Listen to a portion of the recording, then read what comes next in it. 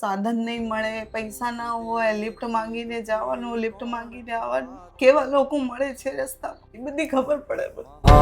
હિતવાળી દયાળી જ માં તું.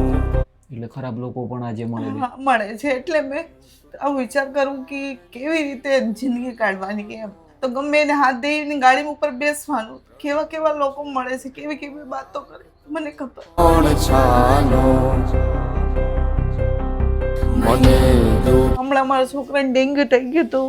હમણાં મેં દવાખાનામાં 2000 માથે કરીને એને ઈલાજ કરાવ્યું. કેમ ઘરમાં પૈસા નથી બેન? પણ પૈસા નથી, કે પૈસા વધતાય નહીં તો ક્યાંથી પૈસા આવવા મારી પાસે. તું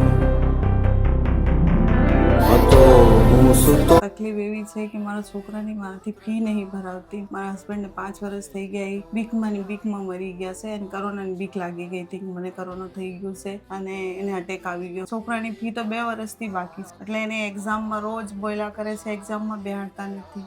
કેટલામું ભણે છે દીકરો આજે? 5મા ધોરણમાં ભણે છે. એટલે ફીસ બાકી છે, એટલે એક્ઝામમાં નથી બેહાડતા? નહીં, હમણાં એમ ના પાડી દીધી એને એક્ઝામ. અને કેટલી ફીસ બાકી છે દીકરાની? એને ફી 24,000 25,000 બાકી છે સર. બેન શું નામ છે તમારું? મારું નામ સરિતા. બેન પરિવારમાં કોણ કોણ છે આજે? પરિવારમાં મેન મારો નાનો છોકરો છે. તો બેન શું કામ કરો તમે આજે? હું સ્કૂલમાં નોકરી કરું છું પ્યુનની. ઘરમાં જો તેલ નહીં, શક્કર નહીં, હમણાં તો મેં 2 મહિનાથી તો એમને એમ જ છું. હજુ ઘરમાં હા શક્કર નથી, ચાપત્તી નથી.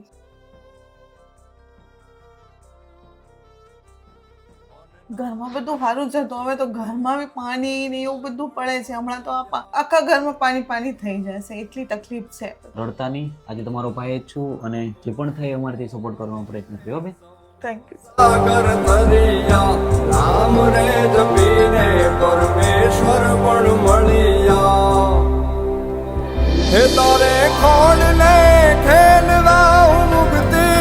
બેન આજની આ ખાસ મદદ ખાસ કરીને સાહિલભાઈ છે કે જેમને આજે તમારા માટે રાશન મોકલાવ્યું છે, તો શું કહેવા માંગશો એમને? જે ભાઈએ રાશન મોકલાવ્યું છે એના માટે મારી તરફથી ખૂબ ખૂબ આભાર. નાના કંઈ નહીં સાહિલભાઈ, તમારો ખૂબ ખૂબ આભાર.